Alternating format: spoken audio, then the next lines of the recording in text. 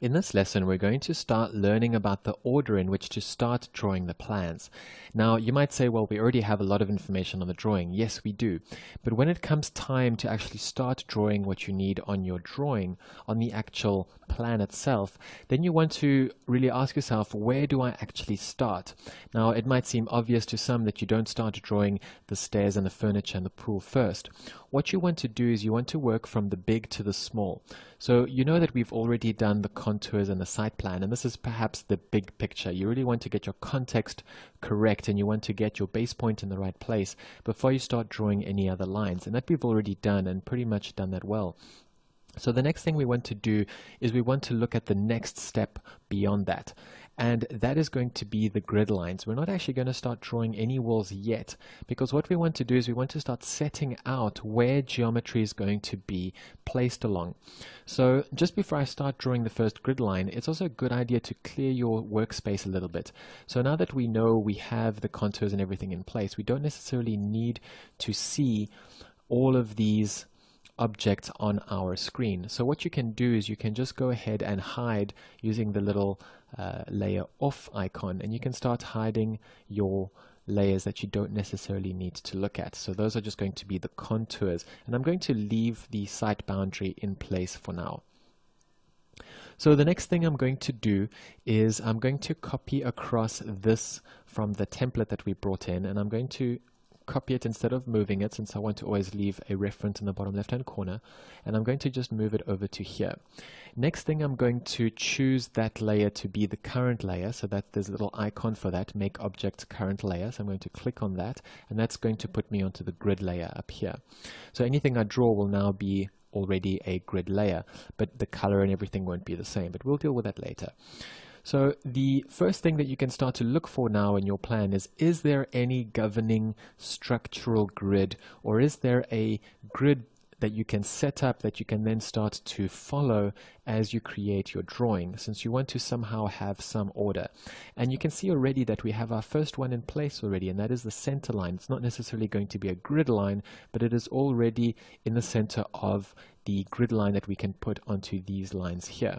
So let's get going. We know that this is 5 meters wide and that this is already at the center of that. So we can go and offset 2.5 meters, and we can basically create 2 new lines out of that. Now we know that we need to relayer this, so I can go MA, which is a match property, right click, and I'm just going to transform these lines into grid lines.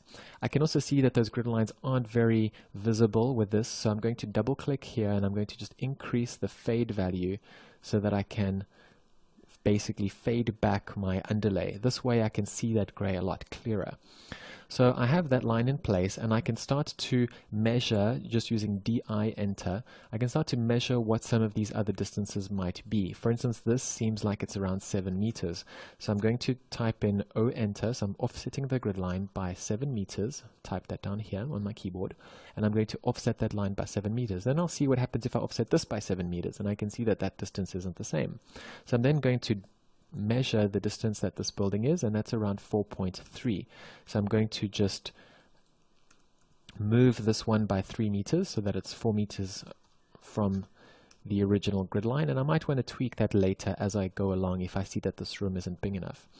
So then you want to have a look at how wide is that building supposed to be, and here I actually can see that there is something set up for us already. There is this indication that this is 5 meters, 4 meters, and then 6 meters. So let's just go and offset that by 6 meters, and let's go and offset this by another 5 meters, which ends up being here. So this grid line is more or less where these columns are being placed. So this grid doesn't necessarily have to be so pronounced because it is only going to be a short wall. So maybe that's not going to be a grid line, but we can then transform that into a short wall as we go along. So what I'm basically doing throughout this entire process is just trying to order out horizontally and vertically where all the major walls and major columns are going to be placed. And then everything that I draw will basically be based on those grid lines that I've set up. Next one I'm going to do is this one, which is 7.5, so offset by 7.5, and you can see that line is over there, so that would be the width of this dining space. Then we still have a little bit of a distance to go here, so let's measure the distance from there to there. and that is more or less 8.5. So let's offset that by 8.5.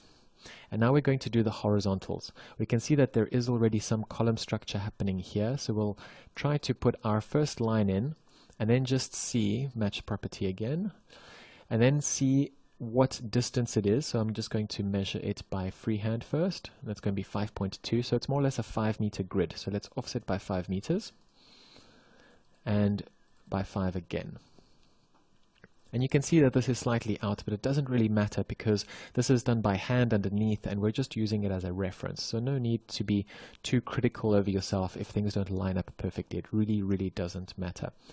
So here I can see that there is a slightly narrower passage. It's not exactly 5 meters. So I'm going to measure that. It's around 4 meters. So I'm going to move this grid line down by 1 meter. And you can see as well that once you set up this grid line, we can then copy it across to the upper level using our base point. So anything that we do up here with the bedrooms and whatnot can then be copied once we create it. So I'm going to go a little bit further now, and I'm going to just refine the garage area.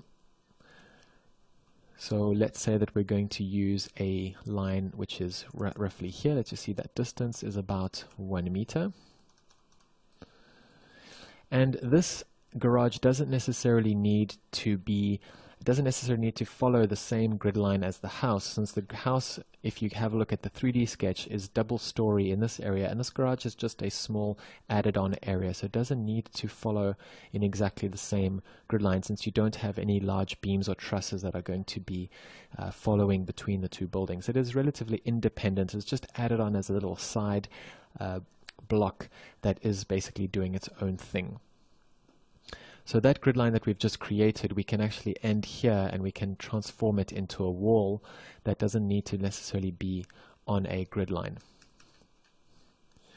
So we can then also now go and offset that by 16 meters.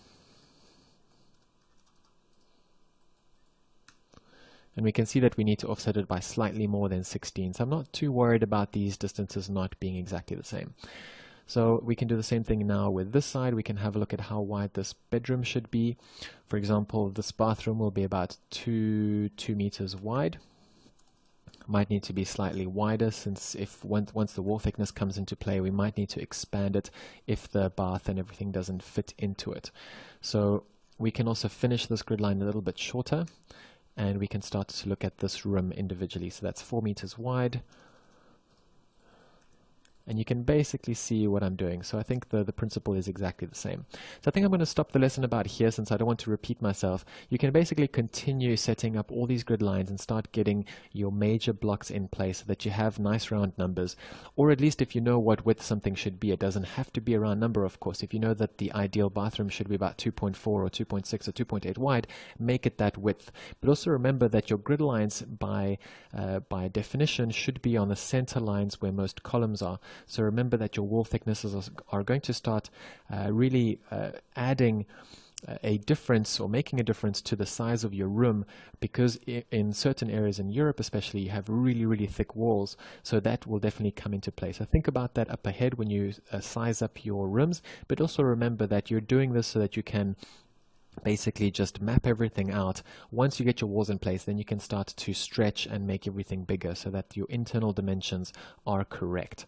So that is basically the first process. I'm going to just continue a little bit on the side, and then when we start the next lesson, we'll already have a more completed grid structure that I'm going to also copy over to the right hand upper level.